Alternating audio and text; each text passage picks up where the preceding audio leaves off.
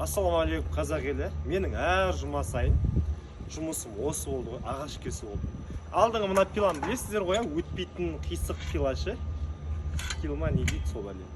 Бұны айттым мен, сіздерді айтуы бойынша айттым. Сажан, аш бастық, мынау болмайды, қисық қолма орак дедім да. Жарайды, оны қолма олса саған бензопила деген.